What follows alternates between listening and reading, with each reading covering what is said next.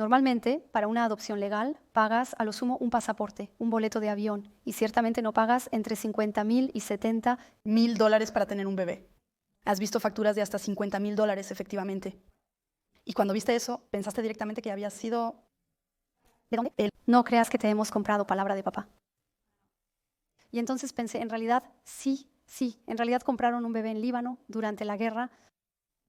Caroline. Hola Paola, espero que estés bien. Estoy bien, gracias. Estoy muy feliz de conocerte hoy para que nos cuentes tu historia. Sé que fuiste una niña adoptada y que solo lo supiste recientemente y que fuiste arrancada de tu familia biológica hace 38 años de tu país de origen, Líbano. Exactamente, lo aprendí hace 3 años que efectivamente fui adoptada y que soy víctima de un tráfico internacional de niños del Líbano durante la guerra.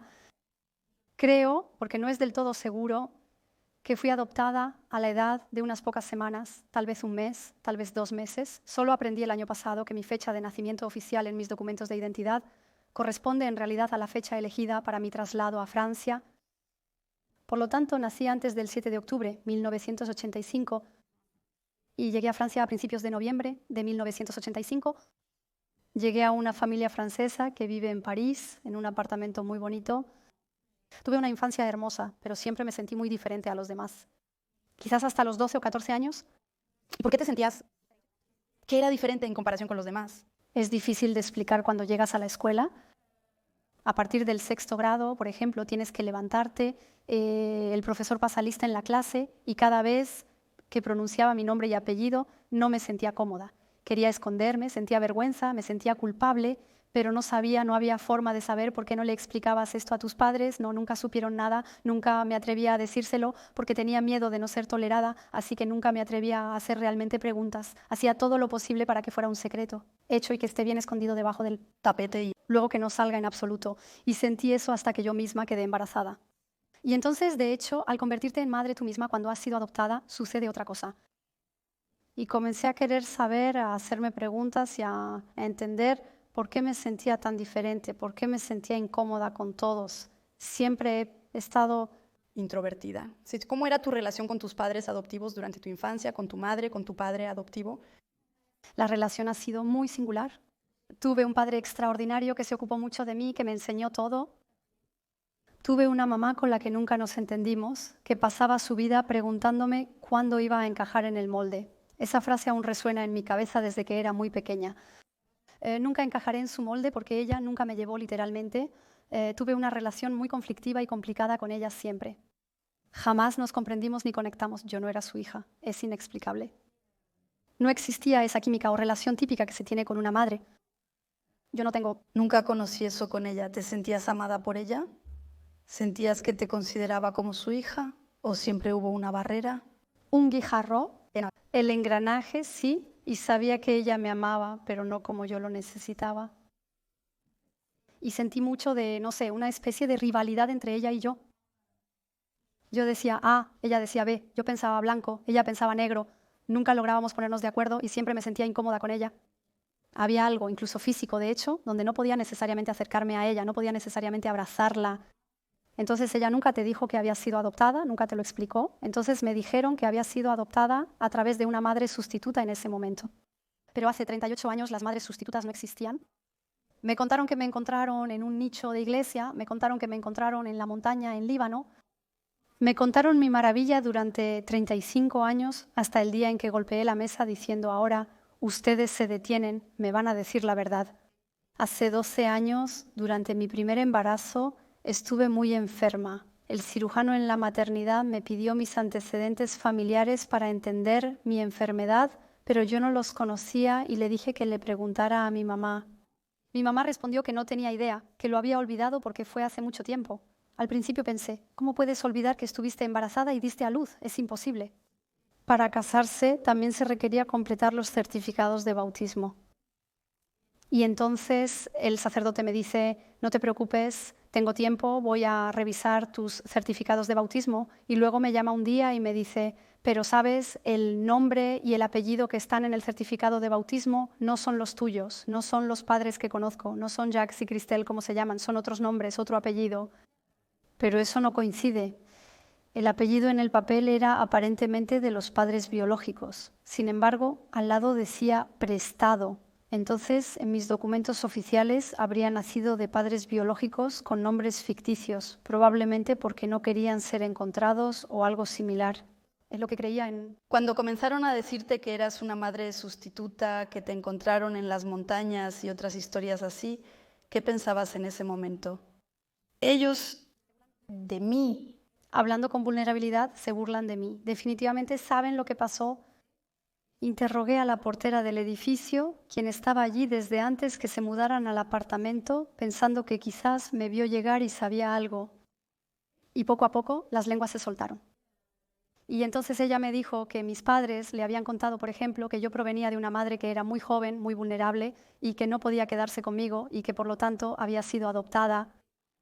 Terminé poco a poco reuniendo elementos mientras estaba embarazada con el sacerdote y luego un día con mis 2 hijos bajamos los 5 pisos en el ascensor y luego mis hijas se divierten diciendo, oh, bueno, yo tengo el cabello de papá, oh, bueno, yo tengo la mirada y los ojos de la abuela, ¿ves, por ejemplo? Y llegando a la planta baja, mi mayor me dice, pero tu mamá, francamente, no te pareces en nada a tus padres como para creer que no son tus padres. Y así comenzó. Me di cuenta de que ella tenía razón. Me habían engañado durante años. Y ella me lo hizo ver, aunque nunca había hablado de ello delante de ella. Los niños perciben cosas inconscientemente, y entonces me dije que sí, que en realidad estaba bien. Exijo saber la verdad y tomaré medidas contundentes para descubrirla. ¿Y cómo sucedió precisamente? Entonces comencé a hacer preguntas a mis padres para preguntarles si realmente nací en Líbano, para empezar, porque después de todo tenía papeles. Pero pensé que si me cuentan cualquier cosa, tal vez eso también es cualquier cosa. Así que nací en Líbano. Estuve en un orfanato en las montañas de Beirut. Son ellos, son tus padres quienes te lo dieron. Ellos me dijeron eso y lo creíste, sin pensar que era otra mentira. Lo horrible es que te dices a ti misma, me mintieron sobre eso, entonces podrían haberme mentido sobre muchas otras cosas en mi vida. Realmente no los conozco, esa fue la impresión que tuve. Toda mi vida está basada en una mentira y sin embargo intenté construirme, tener un gran trabajo que adoro, un esposo, hijos. Con todo este supuesto sólido fundamento debajo, es un pantano posible, me dije a mí misma. No es posible. Y te dijiste, no conozco a mis padres ni a mí misma. ¿Quién soy yo? Y entonces, de hecho, a medida que busco, encuentro un expediente que mi papá termina dándome, termina cediendo un día y me dice, sí, fuiste adoptada, sí, pasamos por la organización del Líbano y luego pasamos por esta abogada, pero no creas que te compramos. Y entonces esa palabra la recuerdo toda mi vida. Estaba conduciendo hace 3 años con él a mi lado, estábamos en la autopista, pensé que iba a tener un accidente. Empecé a temblar pensando que no era posible. Me cuestionaba por qué decía de hecho cuando no debería ser así, ya que tenía amigas adoptadas cuyos padres habían obtenido permisos legales a través de la Dirección de Asuntos Sociales. Esa palabra, comprado. Y entonces me dije, ¿pero qué está diciendo? Y entonces me da el nombre y el expediente de la persona, me doy cuenta de que ese no es mi verdadero nombre, que mi fecha y lugar de nacimiento no son los oficiales. Nací antes y probablemente cerca de Beirut, no en Beirut. Todo se derrumba. ¿Qué pensamientos y emociones tuviste en ese instante? ¿Creíste haber sido víctima del tráfico infantil? En ese momento mi vida se derrumba. Me pregunto quién soy realmente. Pierdo totalmente la identidad. Entonces todos se divierten diciendo que puedes celebrar tu cumpleaños como quieras porque la fecha de nacimiento es incorrecta. En realidad, el nombre que me habrían dado al nacer es Linda. Linda, sí. Y en realidad es mi tercer nombre en mis documentos de identidad.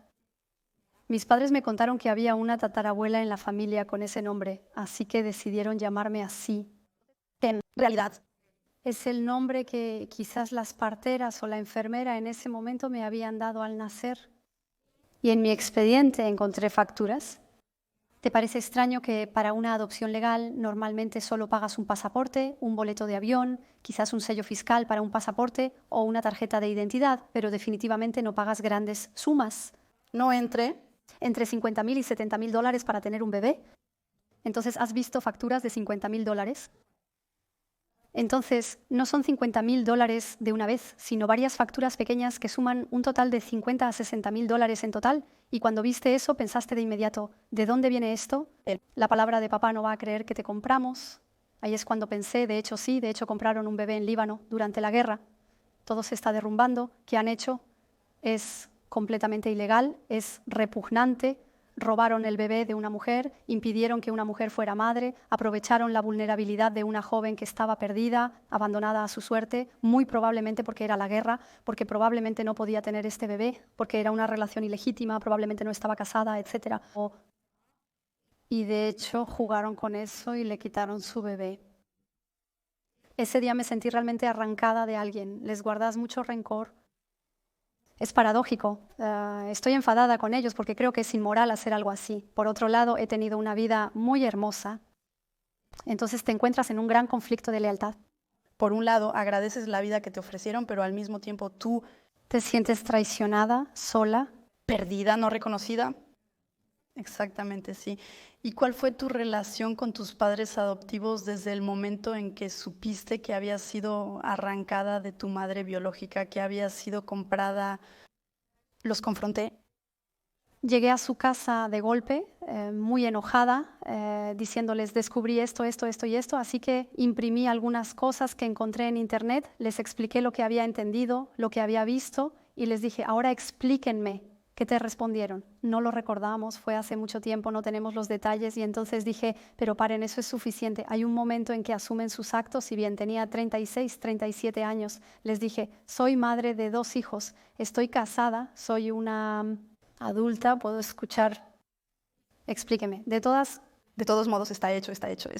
Hemos tenido una vida hermosa. Luego me explicaron que me habían escondido durante mis primeros 6 meses de vida porque cuando llegué a Francia en noviembre de 1985, con mis pequeños papeles, una manta y un pijama, no era reconocida en Francia. Y como habían hecho un acuerdo con la ADAS un año antes, cuando llegué a Francia, llamaron a la ADAS y ahí tengo una carta en mi expediente donde dicen, aquí tenemos una niña que ha caído del cielo, ¿cómo regularizamos la situación en Francia? Díganos cuál es el procedimiento a seguir para realizar una adopción plena en Francia, basada en una niña que apareció de la nada y que llegó así a Francia por la magia del Espíritu Santo.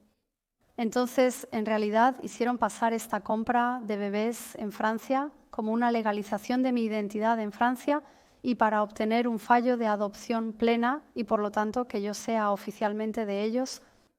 Y, por lo tanto, llegaron hasta cambiar mis documentos de identidad y decir que soy su hija biológica en los documentos de adopción plena.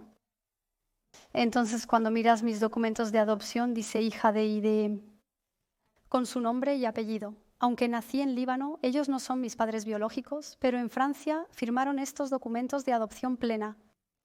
El proceso de adopción plena tardó 6 meses debido a los trámites legales, como reunir documentos y comparecer ante el juez. Entonces, como si hubieras nacido en Francia y te hubieran recogido en la Dirección de Asuntos Sociales. Eso es. Entonces dice que nací en Líbano de todos modos.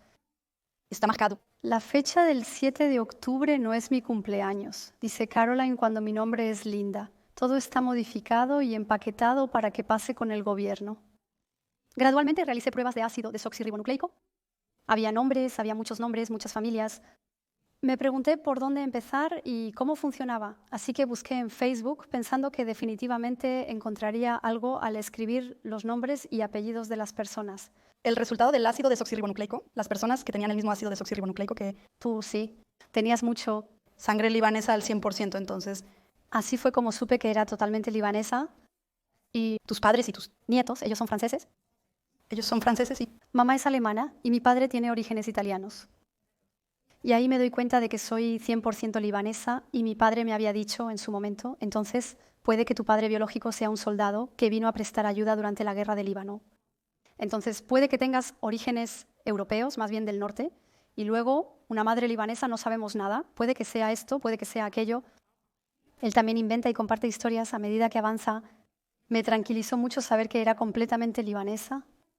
Por milagro, en estas pruebas de ácido desoxirribonucleico puedes saber aproximadamente la ciudad de origen o al menos la región de origen. Así descubrí que era de la Beca, en Líbano, la llanura entre las 2 cadenas montañosas, lo que también fue una gran pista. Y luego explorar los nombres es como buscar una aguja en un pajar o cosas así. Pones lo que quieras en no usuario. Me encontré con una asociación en Facebook llamada Los Adoptados del Líbano, con gente increíble que ha vivido mi misma historia y se ayudan mutuamente en las investigaciones de ácido desoxirribonucleico. Hay una mujer en el grupo particularmente hábil en el tema. Con ella exploramos cada nombre, apellido, puesto y relación de segmento de ácido desoxirribonucleico con respecto a mí, porque el ácido desoxirribonucleico no miente, y cuanto más buscaba la verdad, más se cerraban las puertas. En 1985 el gobierno libanés era cristiano, lo que permitía que los cristianos dieran a sus bebés en adopción. Mientras que si hubiera sido un país musulmán, donde el gobierno era musulmán, eso habría sido prohibido. Él te explica que como cristiano las adopciones pueden tener lugar. Y es una buena noticia porque las mujeres que habían pecado fuera del matrimonio eran víctimas de crímenes de honor allí. Y entonces, de hecho, los crímenes de honor son cuando el padre biológico, un tío, un papá, un abuelo, se dan el derecho de matar a la mujer que ha pecado con su bebé inútero. Pecado, es decir, tener una relación fuera del matrimonio, tener una relación sexual fuera del matrimonio, exactamente. La mujer y su bebé corrían el riesgo de ser asesinados para limpiar el honor familiar. Consideraban que si matabas a la mujer y su pecado, podías salvar el honor de la familia. Y entonces esta abogada, que ha sido intermediaria para las adopciones, utiliza este argumento diciendo que además estamos salvando la vida de los niños, además es la guerra, así que vamos a salvarlos de la guerra, cuando en realidad la única razón es finalmente satisfacer la demanda de las parejas víctimas de infertilidad en países europeos, en familias ricas que quieren a toda costa tener un hijo y que en realidad utilizan a este intermediario para obtener lo que quieren. En realidad, allí podías comprar un bebé como si fuera una entrega express de Amazon desde otro país. Mis padres habían solicitado una adopción en Francia, pero los plazos para un bebé eran demasiado largos. Debido a la alta regulación, el proceso es mucho más lento. Eso lleva años de espera entre las pruebas psicológicas, la aprobación para la casa y todas esas cosas. Puedes pasar 3, 4, 5 años y sobre todo el tiempo que haya un bebé presente. A veces incluso es imposible adoptar, a veces es incluso imposible. Allí obtuvieron la aprobación, recibieron su aprobación, escucharon sobre esta abogada a través de amigos que habían hecho lo mismo, pero a través de Colombia. Y los amigos le dijeron que solo tenía que intentar llamar a ese número. Esta mujer, ella podrá conseguirte un bebé. Y entonces eso es lo que hicieron. En mi expediente hay una carta de agosto de 1985 que dice: aquí tenemos un acuerdo en Francia, pero no un bebé. Queremos un bebé, idealmente una niña, idealmente en buena salud, lo más pequeña posible, morena, ojos marrones, etc. Pones las características físicas de la misma manera que ordenas un coche en internet diciendo: quiero tal color, tal asiento, tal cosa, y ella les responde, ella dice: ok, el próximo. Ni siquiera sé si estaba despierta y me encontré con el testimonio de una mujer que relata las acciones de esta abogada y se queja del lado ilegal de las adopciones a través de esta abogada. ¿Qué cuenta en el testimonio? Ella cuenta que esta abogada fue arrestada por tráfico internacional de niños porque, de hecho, en los años 90 hubo un cambio en el gobierno. Llegó una nueva persona. Esta persona estaba convencida de que la abogada estaba traficando niños. En Líbano descubrieron que era demasiado fácil para ella obtener documentos de identidad y otras cosas inusuales. Al investigar, la acusaron de tráfico de niños y dijeron que su niñera era cómplice. Y ella detuvo a todo este pequeño mundo. Y de hecho, esta mujer se jacta mucho de tener precisamente un esposo en el gobierno. Su papá fue pediatra. Muy fácil entonces, por lo tanto, para examinar a los bebés y luego para estar en contacto con las maternidades y encontrar bebés, en realidad, simplemente. Ella actuaba con total impunidad, afirmando tener amigos influyentes en todas partes. Ella ayudaba a personas libanesas que querían tener bebés. Tan pronto como satisfacía una solicitud, la persona le estaba muy agradecida, porque cuando tú ofreces un bebé a alguien, ¡wow!, es maravilloso. Estás eternamente agradecido por satisfacer tu deseo de maternidad. Y entonces, por lo tanto, te fuiste al Líbano hace 11 meses. ¿Por qué? ¿Por qué pensaste voy a irme al Líbano? Psicológicamente ya no podía más. Estaba muy enfadada con mis padres. Me hacía demasiadas preguntas y me decía: ¿realmente fui víctima de este tráfico o no? Eso me parecía... Todo es tan incierto, de hecho, y pensé que necesitaba saber. Y entonces fuimos. Entonces, en el momento en que llegué, tuve ganas de dar media vuelta. Me puse enferma de inmediato. El aeropuerto, un desastre. Creo que todas las emociones, de hecho, volvían a la superficie. Caminamos por las calles.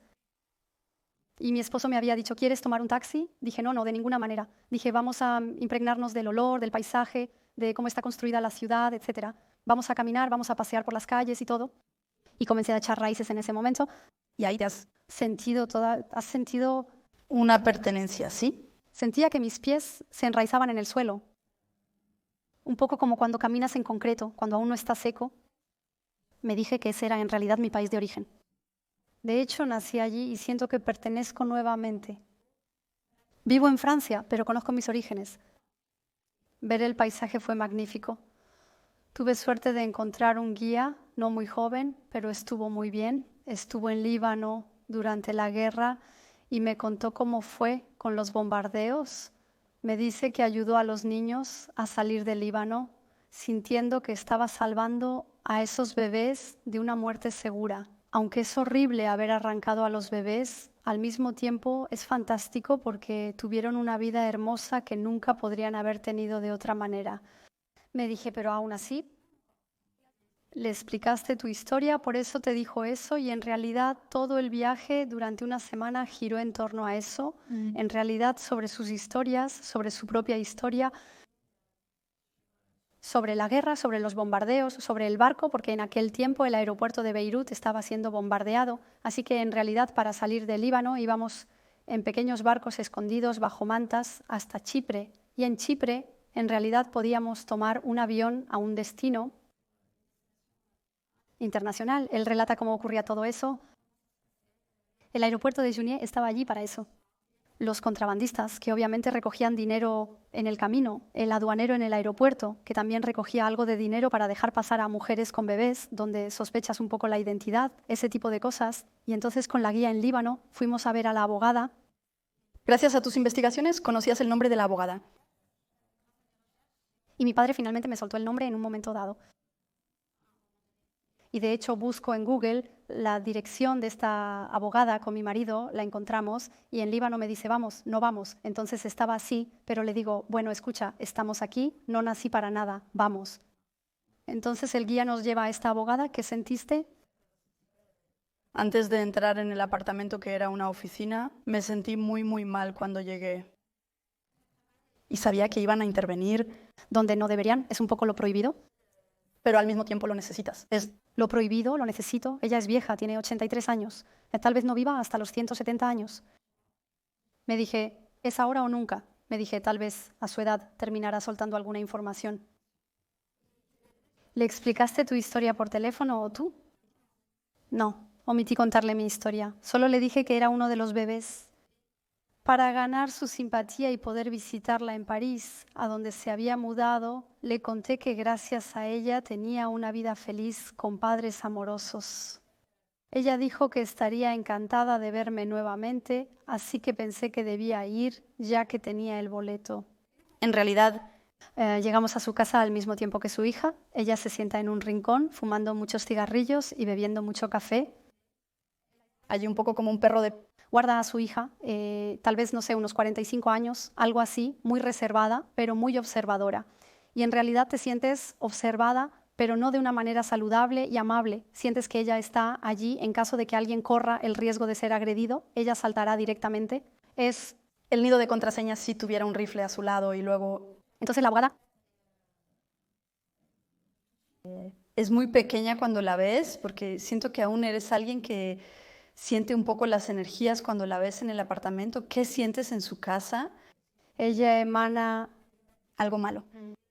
El mal encarnado en sus ojos, en su mirada, en su forma de hablar, incluso en su forma de sentarse, su forma de recibir en su apartamento con muchos objetos de valor.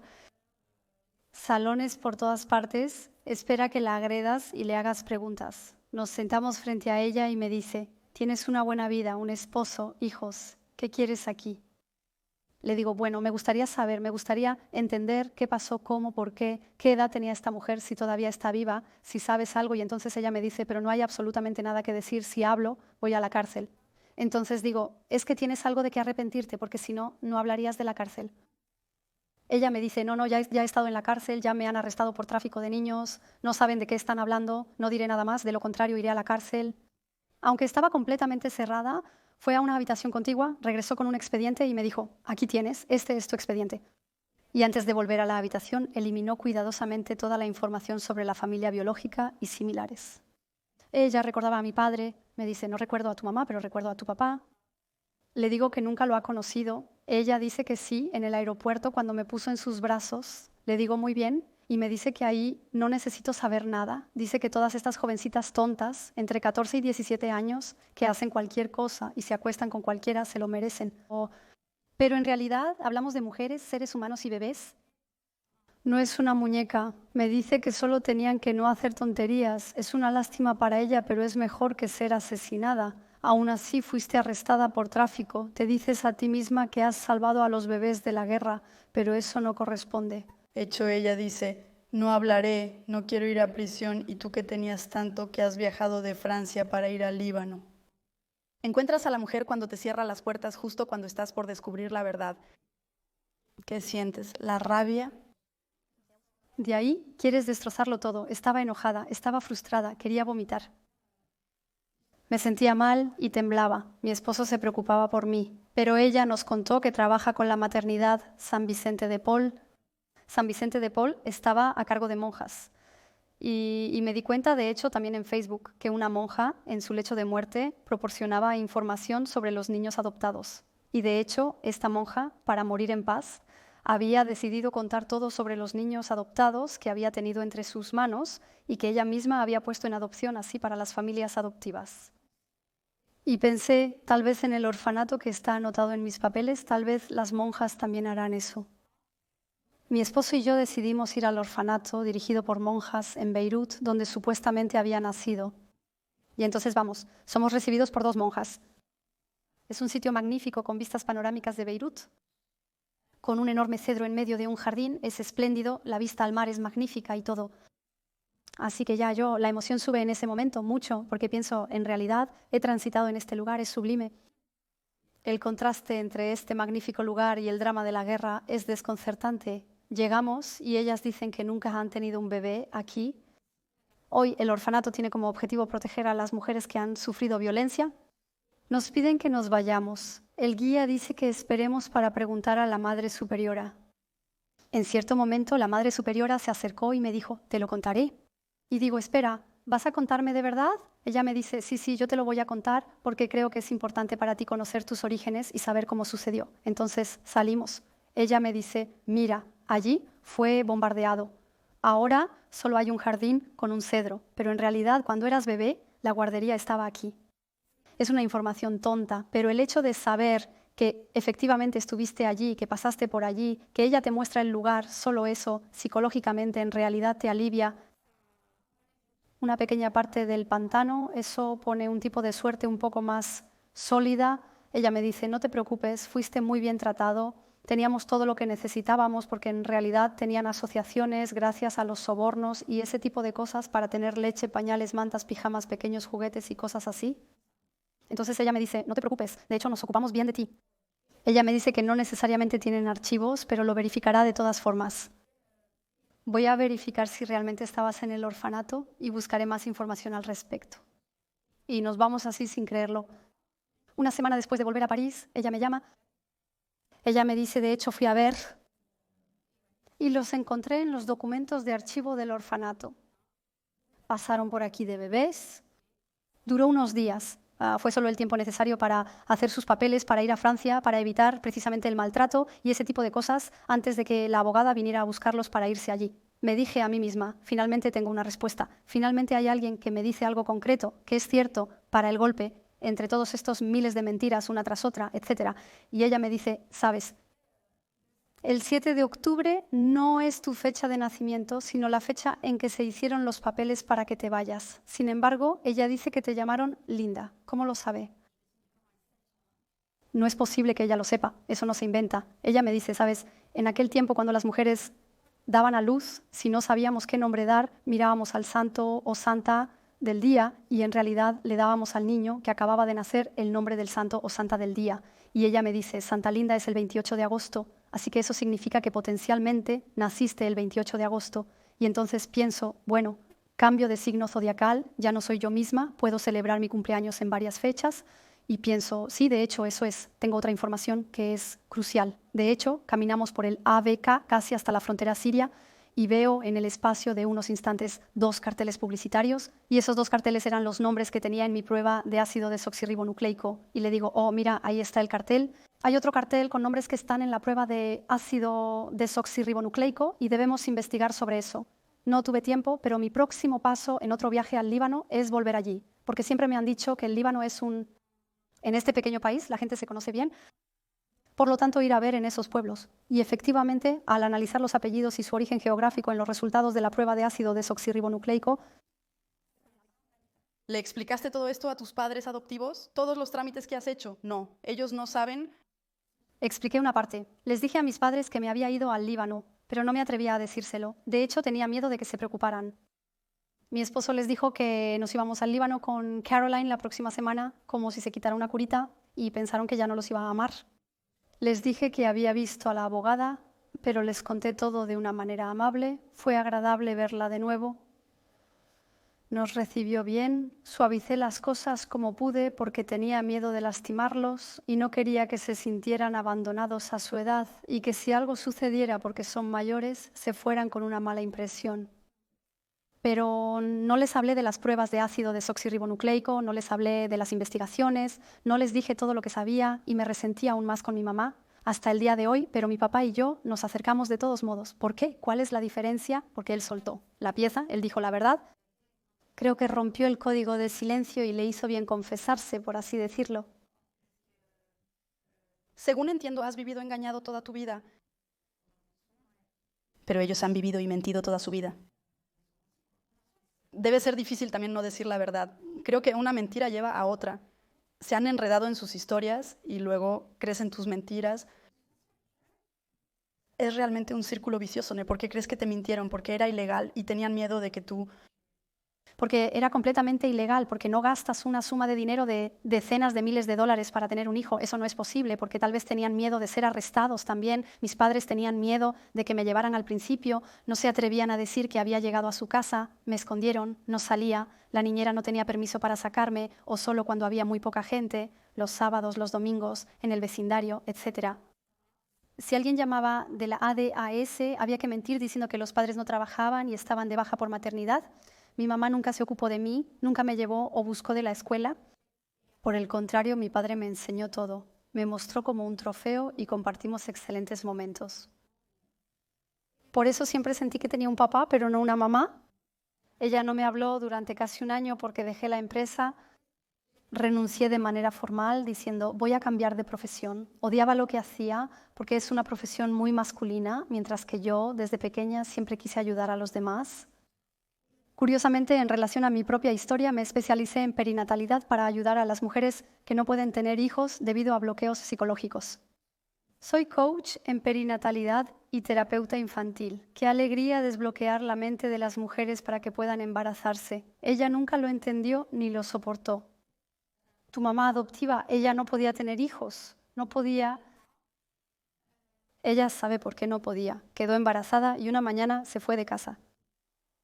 Volvió por la noche, después de haberse hecho un aborto clandestino con las hacedoras de ángeles, ya que en ese entonces no existía la ley de Simone Weil que lo legalizaba. Y entonces, en realidad, eso le destrozó completamente su sistema reproductivo. Ya no podía tener más bebés, siguió una búsqueda obsesiva de querer un bebé a toda costa. Mi padre me lo confesó durante una conversación porque le hubiera gustado ser papá en ese momento. Estaba desconcertado cuando ella volvió por la noche y dijo que ya no tenía un bebé en su vientre. Y le dije, pero en realidad ella tenía su oportunidad. No quiso aprovecharla, alegando obligaciones profesionales, y se fue a robar el bebé de otra que tal vez quería mantener a su bebé. Eso no debería haberlo juzgado porque obviamente es su cuerpo y cada uno debe hacer lo que quiera con su cuerpo. Y si decides abortar, no hay problema y estoy a favor de que las mujeres puedan hacer eso y puedan disponer de su cuerpo como quieran, excepto que en ese momento pensé, ¿por qué tomaste el bebé de otra persona cuando en realidad tenías tu oportunidad? Esta pregunta me atormentó por mucho tiempo. Me prohibí juzgar y dejarla hacer lo que quisiera sin hablarle de eso ni hacerle preguntas. Y una de mis muy buenas amigas, que tardó mucho en tener un bebé, a quien también acompañé mucho, me dijo, pero sabes, estás dispuesto a todo cuando es la desesperación. Ella me contó que durante semanas y meses imaginaba formas de tener un bebé si no podía concebirlo naturalmente. Afortunadamente logró tenerlo de manera natural. Hermosa niña pequeña. Ella me dice que estamos dispuestos a todo y yo digo sí, pero aunque estemos dispuestos a todo, no excusamos todo. En realidad y en relación a tu autoestima, ¿qué ha cambiado? ¿Hay un antes y un después? Sí, hay un antes. Y un después, claramente, hay la niña muy asustada que siempre decía sí para ser aceptada, para complacer y para evitar el rechazo. Hoy he trabajado mucho mi autoestima y mi confianza. También se siente mucho en el trabajo. Me atrevo a hacer muchas más cosas, muchos más proyectos y sobre todo creo que sé decir no para respetarme a mí misma y decirme sí. De hecho, estoy arraigada hoy.